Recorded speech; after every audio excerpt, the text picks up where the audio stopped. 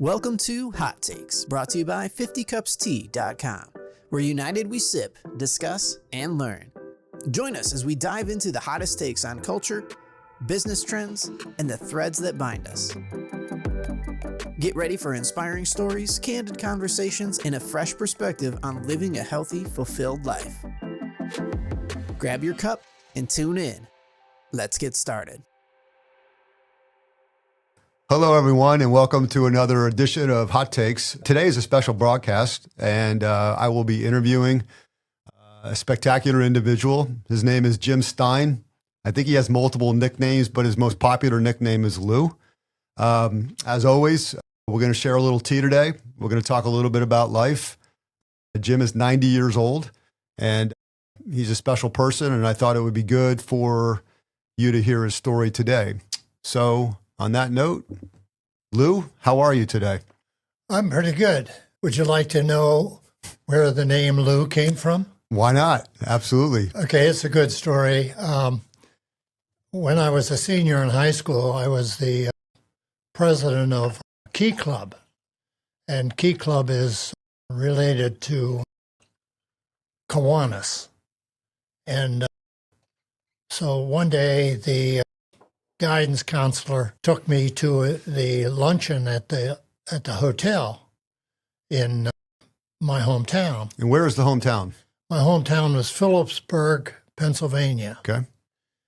In the coal region, the soft coal region, because there's two regions of coal in Pennsylvania, a hard coal around Scranton, where Biden used to say that he was from, and the rest is the soft coal region where I lived. All right. But anyhow, he took me to the luncheon in the hotel, and he introduced me as Lou Stine, and my real name is Jim, and I was curious why he did that, but he did, and lo and behold, where that name came from was a coal stripper.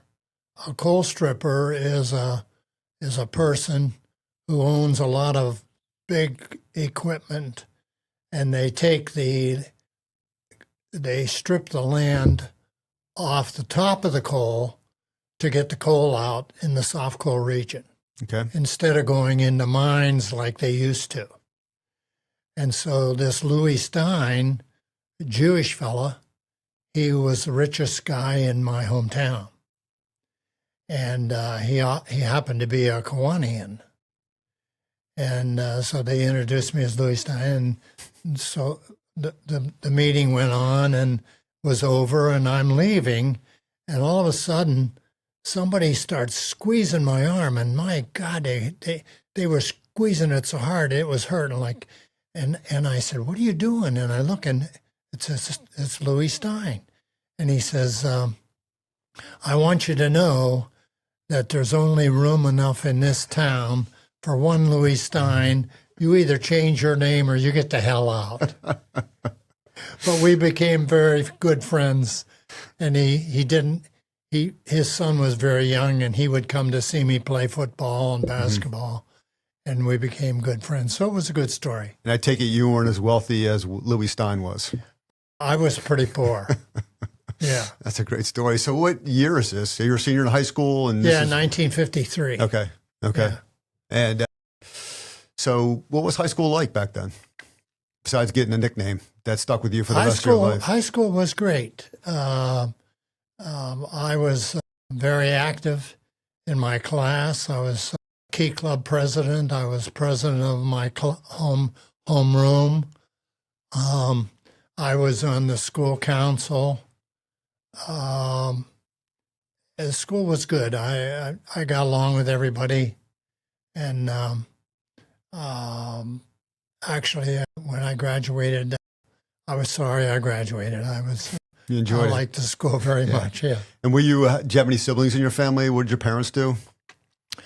My father was a supervisor for the Bell Telephone Company, construction company.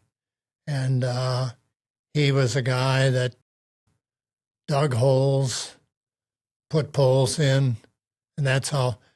There were no phones. My dad would roll over in his grave looking at what happens today with the telephones and all that, because that's very strange to him. That would be, what the hell is this, he'd say.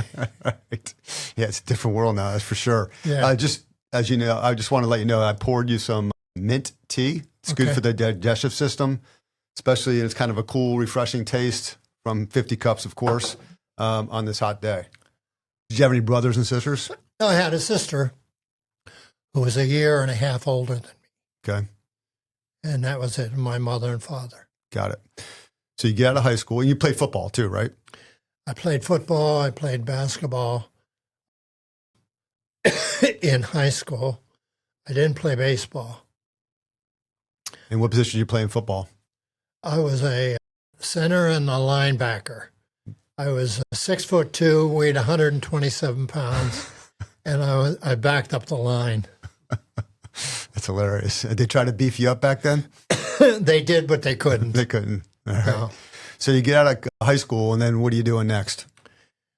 Well, I got out of high school, and my grades weren't all that great and are good, and I didn't even try to go to college. I got a job in. I moved to Buffalo, New York, with a bunch of friends, and I worked for the General Mills, which made Cheerios and other cereal products. They also made Gaines dog food. In the same plant? In the same plant, which everything was swept up, took down to Gaines, and that's where the dog food was made. So leftover human food, basically. Yeah. And what would you do? What did you do there? I was a gunner. I had 6 guns on either side of the aisle, and I fired those guns. Well, I would load them with this real little, looked like small donuts that were very hard. And once they got into this gun, they were heated up and pressurized to a certain temperature and pressure. And then when they got to that, then I would pull down on the levers on the gun and fire the Cheerios into a large net bin, and then they would go down to a Conveyor belt? Conveyor belt, thank you. And then if I fired my 6 guns without burning any, I got a nickel extra an hour. Did you, after you know how the Cheerios were made, did you still want to eat Cheerios? I did. Cheerios were very good, yeah. Yeah, I had no problem with that. They give you free food? No, No, they didn't. And what were you making back then with getting that extra nickel an hour? What, was it like $1 an hour or something? I can't remember exactly, but it was probably something like 50 cents an hour or something like that. Mm-hmm. Do they still make Cheerios up there, or has that been moved to someplace else? As far as I know, they still make them there. Okay. Yeah. So then you did that for a few years, and then what was next? No, I only did that for about 6 or 8 months. Okay. And a bunch of my friends went to this small school in Pennsylvania. It was a teacher's college. So they talked me into going there, and I got accepted and was going to be a teacher. And I met a girl, and she used to come pick me up after dinner every night, and we would go to a place in town and where the young people went. And lo and behold, I flunked out. Well, so let's back up. How'd you meet the girl? Was she in the same college or same school? She was in the same town. Okay, same town. And I met her at a dance that they had every Friday night for the young people in town. And she was a very good dancer. and I loved the jitterbug, and we became partners. And are you still 129 pounds now, or are you still got a little beef on you? No, I didn't have any beef on me. So she was. I never did get beef on me. You were pretty easy to spot then. Yeah. Yeah. Okay. Yep. And evidently she liked tall guys. I guess so. Yeah. I assume we're talking about your wife. Yes. Okay, good, because I don't want to mess the podcast up. All right, so then and you don't have a car either. She's driving you around? Well, she would get her dad's car until around 8 o'clock at night, and then she'd have to take it back for him to do his thing. He owned a bar in town. Okay. And so that was... So you flunk out of school. Yeah. And flunked out of school. I assume now, because you're maybe in love, you don't want to leave the area. But I did. I joined the Navy. All right. And I spent 4 years in the Navy. Did you go to any cool places? Well, I did my boot camp in Bainbridge, Maryland, which was near Baltimore. And then I spent 6 more months there studying Morse code, and I became a radioman in the Navy. And as a consequence of my study as a radioman, I was given an opportunity to go to 3 different places. And those 3 different places were Argentia, Newfoundland, which, if you know where Newfoundland is, Argentia was a naval base there. They had airplanes, and then the ships would come in there. I'll tell you about that in a second. And the other 2 places was Port Leote and Morocco, Africa. Mm-hmm. And the other one was an aircraft carrier out of California. So I chose Argentia, Newfoundland, because I was going to get married, and I planned to take my wife there with me. Okay. And that's what happened, and that's what we did. And she came to live with me. I went there in April. She came up in August, and we had our family. I got married we got married in February of that year. And then we had our first child, but our first child was born premature, and it was so small that its lungs, it couldn't breathe. And she died in an hour and a half. Sorry to hear that. That was very tough. And what was it like living in Newfoundland? Were you on a ship, or were you just land-based? No, we were in a land base. Okay. And there were some small towns outside the base, because I didn't have enough rank to get housing on the base. So I had to have a house outside the base. And my wife and I lived there. And we lived there for 2 years. And then something happened to her when she got pregnant the second time. She lost the calcium in her teeth, and she had to go back to the States to get that taken care of. And luckily, she was able to do that. Yeah. So we had our second child in the States. And that was your daughter. That was my daughter, Lori. Yeah. All right. So backtracking for a second, you had this tragic,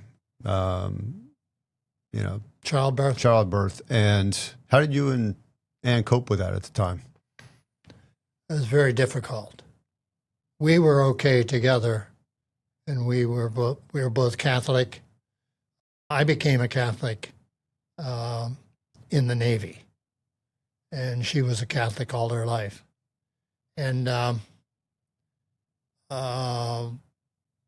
she couldn't go to the funeral for the baby. They made a small casket for it in one of the carpenter shops on the base, and and I carried the casket with the priest and my couple of friends that I had, and we buried her name was Luann, after me and my wife, and we buried Luann in a cemetery in Freshwater, Newfoundland, which was where we lived. Mm-hmm. Mm-hmm. And so that was the first child we had. And then after that, we had four children. So you have, My daughter was first. Yep. She was born in 1959. And then my son, Mike, was born in 1960. My second son was born in 1962. And my fourth son, your son-in-law. Yeah, Chris. He was born in 66. Okay. And then Jim was the 62. 62, yeah. Okay. And I've gotten to know your family, obviously, and all four of your kids are, they're healthy and they're doing great and so on and so forth. You have a pile of grandkids. And so I don't want to get to that point yet. We'll get there at some point in time. So how did they fix the calcium leaving the teeth? Like, how did Ann cope with that?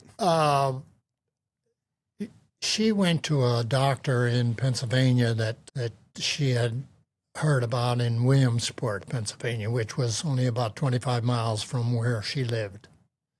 And what he did, I don't know, but he helped her along, and she's been good ever since. So. Yeah. But the baby took all the calcium out of her body. And do you remind her of that today? When you see Lori, do you remind her of that today? Once in a while, not that much. So as a code breaker, who are you listening to in the Navy, when you were in the Navy? Oh, well, so in Argentia, Newfoundland, that was a base for pilots and planes and ships. And what they did out of Argentia, Newfoundland, they extended the dew line across the Atlantic Ocean from Argentia, Newfoundland to Africa. And there were four ships. They were called escort. They were called radar destroyers, and they were top heavy. They had all kind of radar gear up on the top of the ship, and they were small ships. They were only 300 feet long, and there were four of them that went across the dew line. Distance early warning was what the dew line stood for, and four of those ships were from Argentia, Newfoundland to the Azores constantly. And this was during the Cold War with Russia. And we kept track of any planes that were coming from Europe and toward the United States. And if any of them didn't squawk right, whatever their codes were, if they didn't squawk right, we were to notify NORAD, and they sent out jets and immediately. So we had a pretty serious job to do out there. And can I tell you about one of them? Please, yeah. Christmas Eve of 1959. My daughter had just been born, and I was out on the ship, and we were in the fourth station, and we were just about to turn around and come back to the United States because we were being relieved, and we hit a storm. And the storm was a terrible storm, and we were thrown from our bed. It was during the night, and we were thrown out of our cots, and we were on the floor, and we were sitting there, and all of a sudden, instead of sitting, we were standing up because our ship had taken that big a roll. And if you ever saw the movie, The Poseidon Adventure, we were almost that. We almost capsized. Wow. According to our executive officer. We almost capsized. But what we did is we lost all the radar and everything off the top of the ship. So they had to take us back to the Naval Shipyard in Boston. We spent 6 months there while they refitted us. And then as soon as they got us refitted, they sent us down around the Cape Florida to Galveston, Texas, to be put out of commission. And so that was, I don't know if our ship is still down there. We were on the river called the Sabine River in Texas. Louisiana, actually, is where it was. And there were all kinds of ships there, and we were one of them. And I suppose it's probably still there, ready to go out, but I don't know what would they do with it. Would be pretty old. Yeah.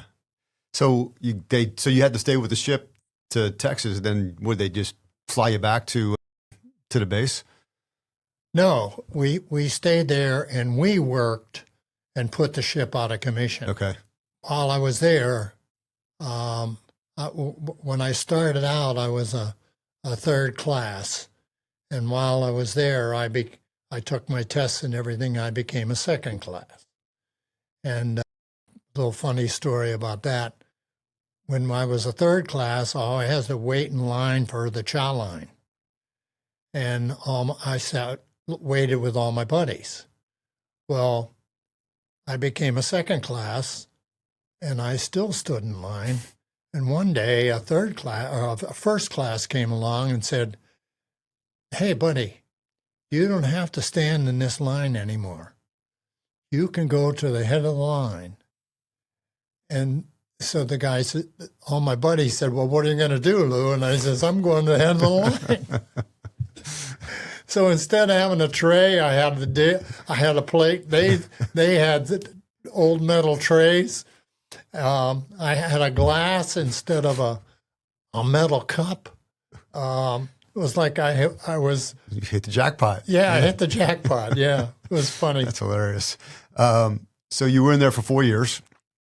Yes. And just real quick, I mean, I'm just thinking of you in the ship. The ship, I'm sure the living quarters weren't exactly spacious.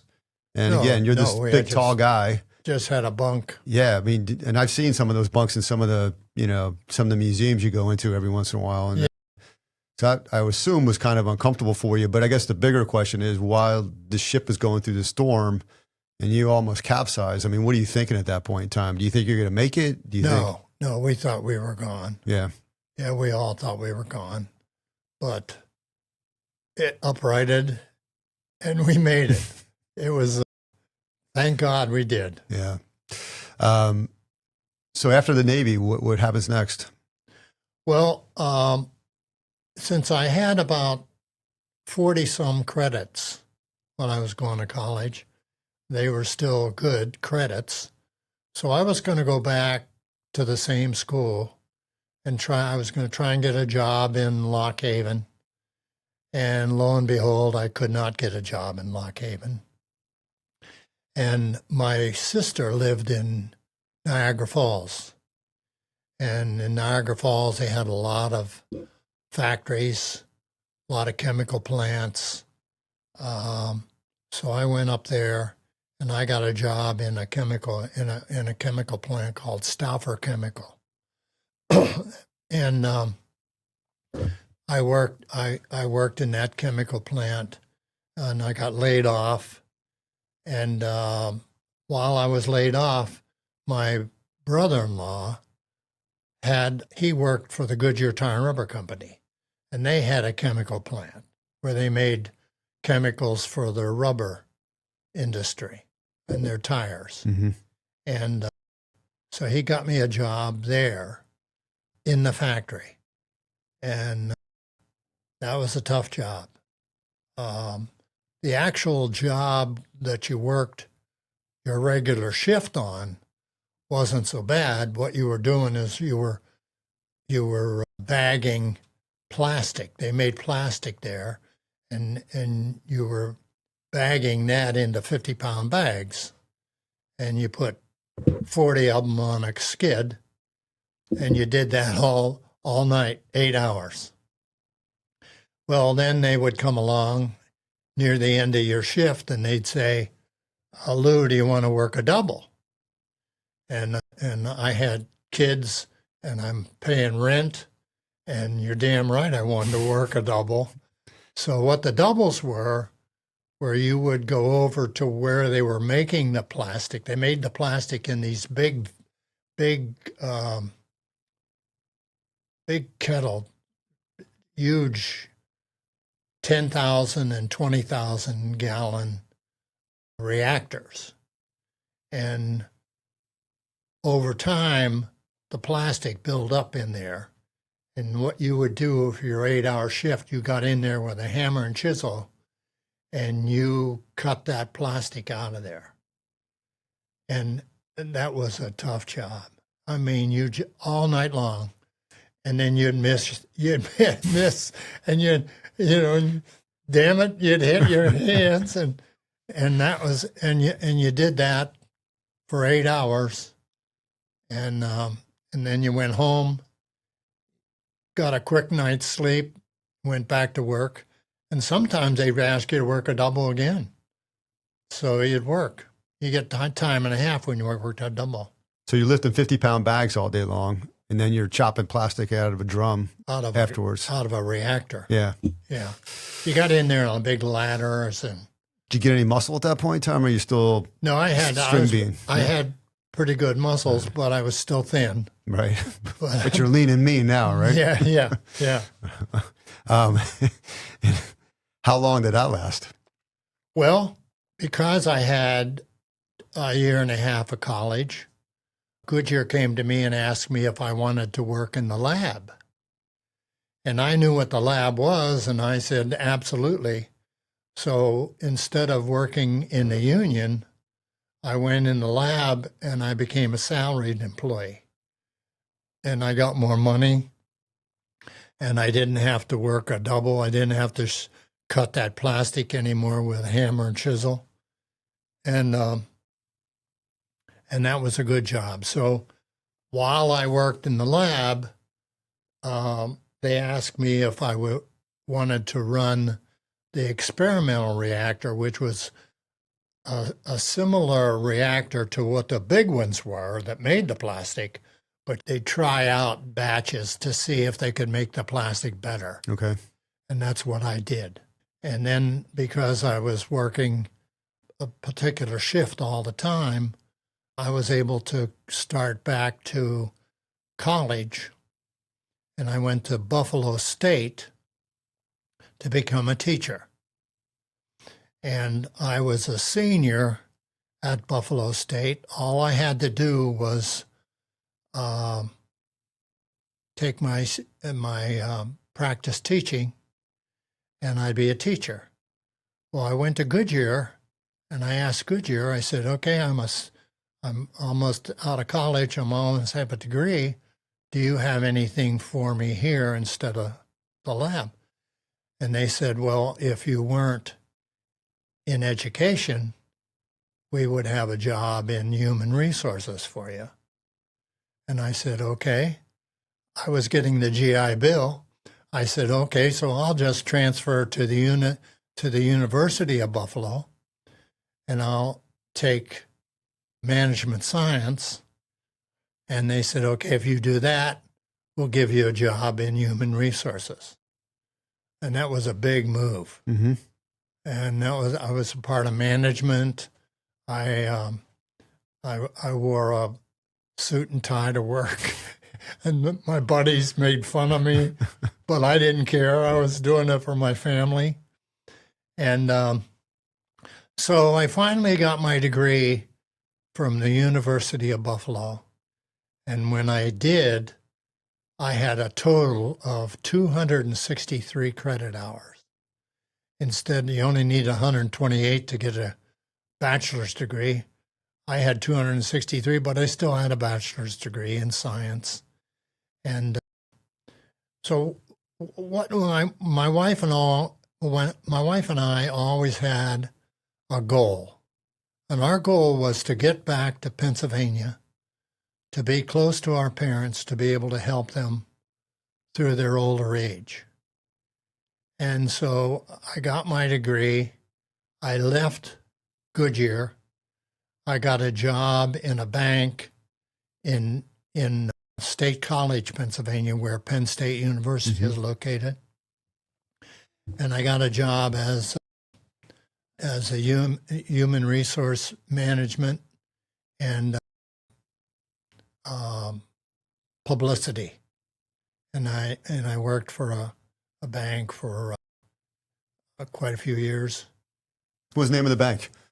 Central Counties Bank. They're probably what, part of Chase now? Because I think Chase bought Mellon at some point in time. Well, it was part of Pittsburgh National Bank. Actually, I left that bank because my president, when I took the job as human resources, I took over for a guy who left them and went to Miami to get a job. Well, lo and behold, he lost his job in Miami, and the president of the bank liked him. Not that he didn't like me, but he just liked the way that guy worked. So he fired me. Here's a hot take on some 50 Cups tea. Our English breakfast tea is known to be great for body and heart health as it contains polyphenol antioxidants, which help lower inflammation, and it also promotes heart health and is full of micronutrients like potassium, which helps nerve contractions, magnesium and phosphorus help bone health, and folate, which helps the production of red blood cells. Visit 50cupstea.com to find out more. Let's talk a little bit about, so you're raising all these kids, you've had these jobs, you're back in state college. How are you balancing work with being a father and being a husband? I didn't have a problem doing that at all. My boys, they were growing up and they were starting into Little League baseball, and I became a manager. In the evenings, I would be a manager of their team. My daughter, she didn't like the fact that we moved to State College. She sort of rebelled, but we tried to keep her in line, and that was really tough. You got to give me a story. Like, what do you mean? That was a bad. Yeah, that was a. Was bad. she in high school then? Yeah, she was a sophomore in high school when we moved. Oh yeah, that was really a tough time. The boys had no problem because they were younger and they just moved into sports and friends. Sure. But she had a really tough time. But we got her through it. Did she go to Penn State? She did not. Okay. She did not want to go to college. She, like I said, she sort of rebelled against anything that we would talk about. And then she got a job. After she graduated from high school, she got a job in Washington, D.C. in a law firm.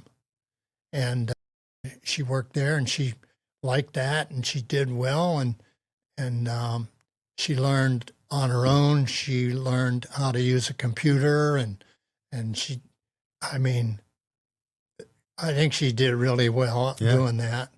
And then she moved to Florida. And in Florida, she met a guy who became her husband and is her husband to this day. Yeah. Rob, you met Rob. Yeah. And so that life, that was much better. Yeah, and they had 2 daughters too, right? Well, she adopted. Okay. She adopted 2 daughters. She had 4 or 5 miscarriages, and that was really tough on her and her husband. but they finally adopted 2 girls who became just great people. Yeah. And we love them. They're just like our daughters. And you got that ECU hat on. Didn't one of them go to ECU? One of them went to ECU. She's teaching school now in Holly Springs. Holly Springs. She teaches science to high school. And she went to Cardinal Gibbons, right? Yeah, her and her sister went to Cardinal Gibbons. Yeah, where your children went. Yeah, exactly. So I think Kat might have been in between them, if I'm not mistaken. So what about your other son? He goes to Penn State or no? All 3 sons went to Penn State, Okay. and that's a strange story too, because we always told our children that there's not 12 years of school, there's 16 years of school. And so you will go to college. Well, we got to Penn State College, where we were going to live, went a job with the bank. And we said, okay, we told the kids that there's 60. How are we going to afford to send them all to college? And Ann said, well, I think if I get a job at the university, we can get a discount on our tuition, which we did, 75%. You got 75% off the tuition. So the 3 boys went to Penn State. One of them graduated. The other 2 got jobs that were as good a jobs as they would have gotten, or better, if they would have graduated from college. Mm-hmm. My one son, Mike, he became the vice president of human resources for Kmart, for the total Kmart. And that was his job. And then they, what happened to Kmart? Right. They went bankrupt, and they became taken over by Sears. Yeah. And so he became a vice president for them. Jim worked in Florida for a company called SMS, Shared Medical Systems, which was a company out of where Villanova is. And Jim worked his way up to become a vice president of that. They were taken over by the Germans, and they sent Jim to school, and he didn't get his degree, but he got equal to a degree. And he did very well. He's doing really well, right? Yeah. Even today. So back to Mike real quick. How many kids does he have? Mike has 2. Okay. He had a boy and a girl. All right. And Jim had 2, a boy and a girl. Okay. And then Chris, he had 3. Yep. 2 boys and a girl. And then my daughter had the 2 Right. adopted girls. Right. So I had 9 grandchildren. And then do you have any great-grandchildren right now? I have 4, and your daughter is, Yeah. Could be. God bless her, yes. we're going to have 5. Yeah, a few more weeks. And we don't know what that is. We don't. It's going to be a surprise. Yeah.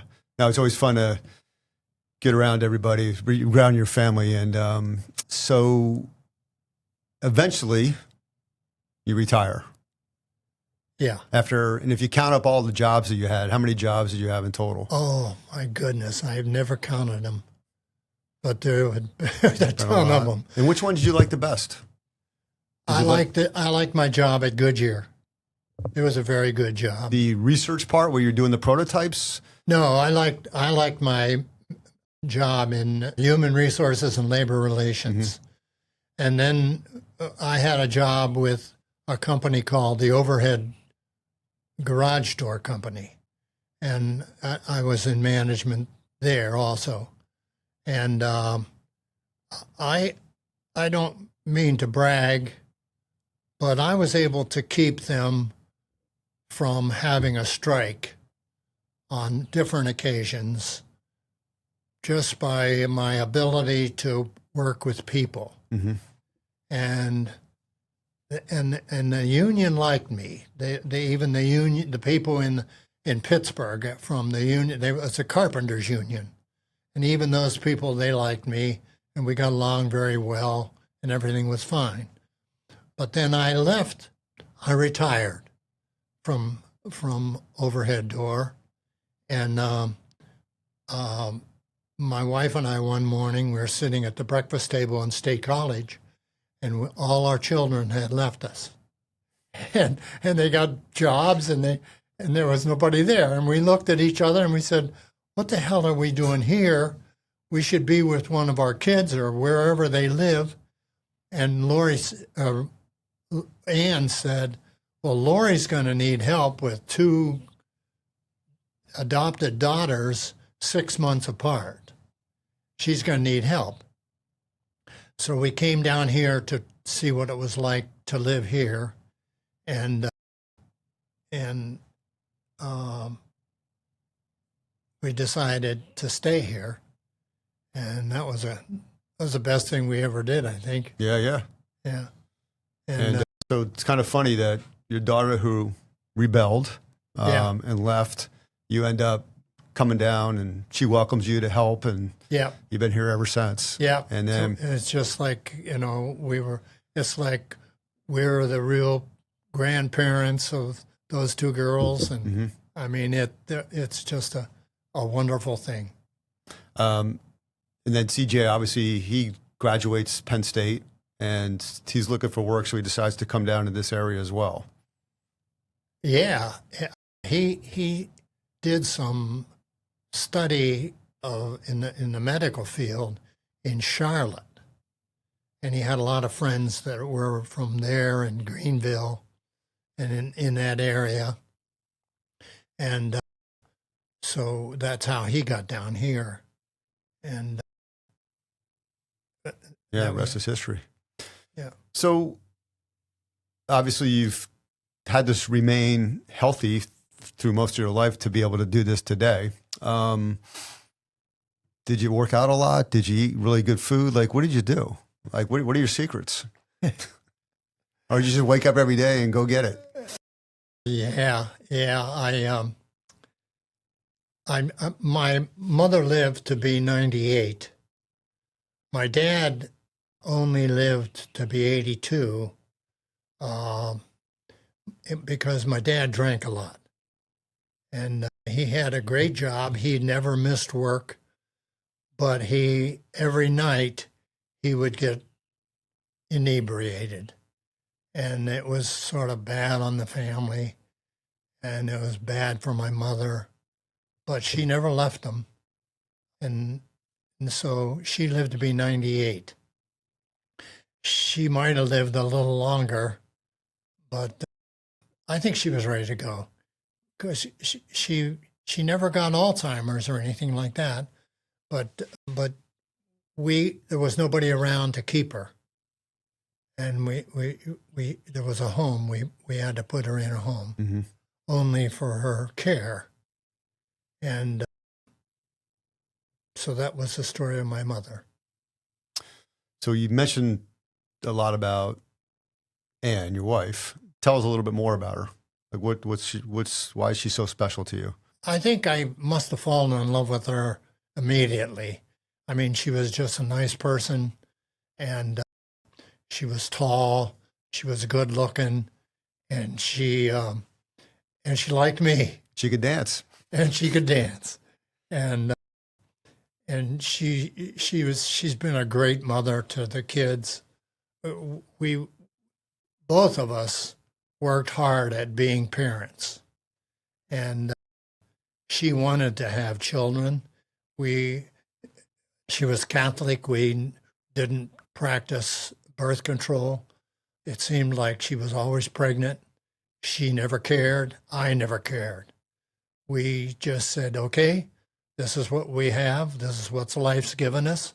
This is what we'll take, and we'll love it. And we did, and we have. And even to this day. When I worked for the Goodyear Time Rubber Company, and I was trying to go to school at the same time, I would go to night school, and I went to night school 9 years. and I got my degree. And while I was going to night school, she got a job as a credit manager for the Goodyear Tire and Rubber store, where they sold tires and so on. And that's what and I had a job. I had my job at Goodyear. I worked as a parts department guy in a parts store, auto parts store, on Saturdays. I worked at a grocery store stocking shelves on most of the nights when I would have time to do that. So I had 3 jobs. She had a job. It was, you worked. Mm-hmm. That's what you did. And where'd you get your work ethic from? Is that how you were raised, or you just had to go work and you just did it? I was raised to work hard. My dad was a tough taskmaster. He always told me I would never have any ability to do anything. In fact, what would happen is I tell people I was 13 before I knew my name was Jim. I thought it was goddamn boy. And he was really tough. He would bring telephone poles home, and we'd have a 2-man cross-cut saw. We didn't have an electric saw, or we didn't do any of that. We did it by hand, and we would cut the telephone poles into pieces so that we could have wood for the fire for the furnace. And once in a while, we'd get coal, because he would give those coal strippers poles to build their tipples, where the trucks would dump coal into railroad cars. And they were called tipples. And they would give him coal for doing that. And then I'd have to shovel that into the coal bin and everything. But I was the damn boy. Yeah. So I did all this at 6'2", 127 too. I know. Well, you're probably the strongest 6'2", 127 guy out there. I was pretty wiry.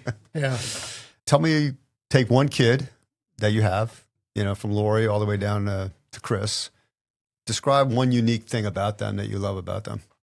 I'm assuming you didn't raise your kid to say damn boy or damn girl. No. So. No, never. They were always good kids. They got into trouble, just like everybody else did, stupid things they would do. For example, Michael was 6'5". He was a pretty good-sized boy. And one time he put a teacher up on some kind of a window in the school and wouldn't let her down. And they threw him out of school. I had to get him back in school. I had to go to the principal and beg to get him back in school. That's one of the worst things he ever did.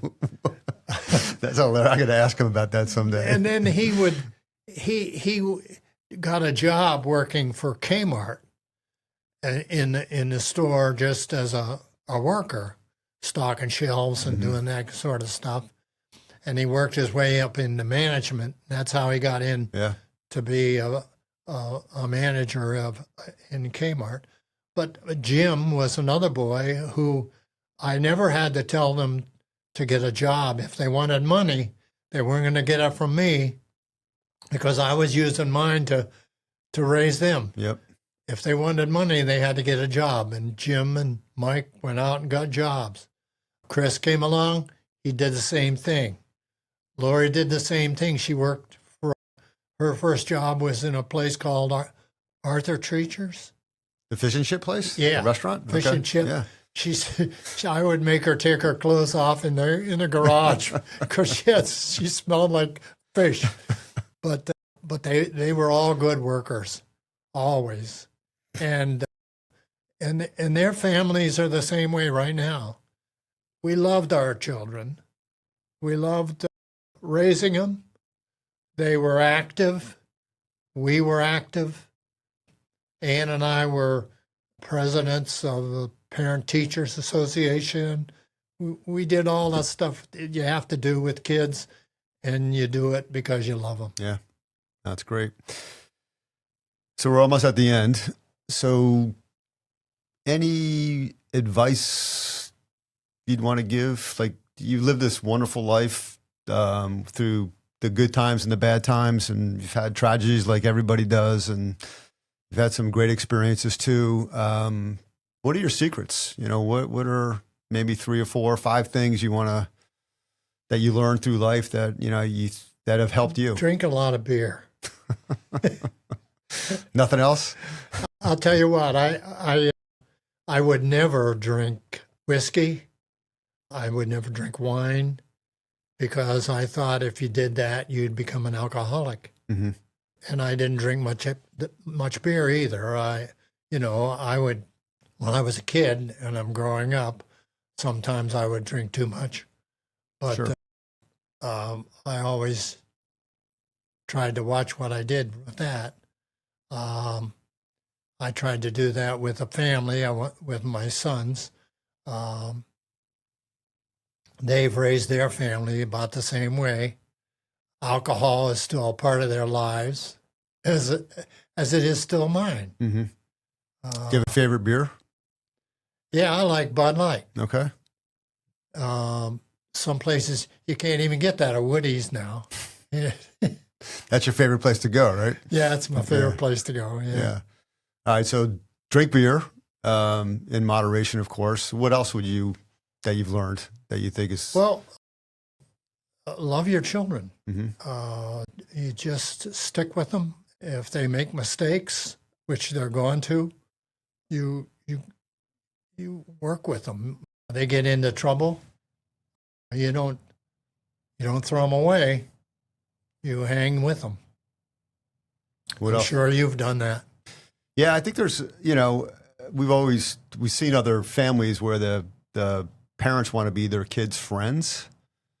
So it's one thing, then they support them, and then it's never their fault. They never learn from their mistakes because the parent doesn't want to make the hard decision to discipline or to not be liked by their kid for a period of time. They just want to be loved 24/7. So I think there's a difference, and it sounds like you follow that discipline where, hey, I'm still your dad. Yeah. I'm still going to yell at you. Yeah. I'm still going to discipline you. Yeah. I'm not going to be your friend sometimes, Yeah. right? And I think... But most of the time I was their friend. And there was never a time when they were afraid or didn't want to introduce me to somebody. Sure. And even today, I'm their friend, and I want them to talk to me as a friend and a father. Sure. Yeah, I think that's, especially when they're older, right? Yeah. What else? Anything else? I think that's the most important thing, was for both Ann and I that we, and I don't think Ann and I ever talked about that. That was just an automatic thing, Mm-hmm. that we were going to be there were consequences. If you do something stupid, there's going to be consequences. If it doesn't happen in school, it's going to happen when you get home. How about any marital advice for guys like me? No, I don't have any. I mean, you've been married for how long? How many years? We've been married 68 years. Wow. I mean... Yeah. How many years you been married? 39. 39? 39 this fall, yeah. Okay. Yeah. Okay. Yeah. Well, you got a great wife. I thank you for that. Yeah. I definitely, I don't know what she saw in me, but I'm very grateful. Yeah, I don't know what she saw in you either, but That's just hilarious. kidding. Yeah. So, what's the secret? I wouldn't know what the secret is. Just Just wake every morning and do the best believe you in can? God, believe there is a God, practice your faith. When Anne wanted me to be a Catholic, and I had no problem doing that because my parents were not that active in a church or anything, and so I didn't have a problem doing that. I learned to be a Catholic through a thing called Father Smith Instructs Jackson. And that was a book that I had from the priest in the Navy. And that's where I learned. And then we were married February 22nd, on the 22nd of February. And that was George Washington's birthday. And I got an extra day off from the Navy. And so during that time, I was taken into the church. I took my first communion. I was baptized, and I got married.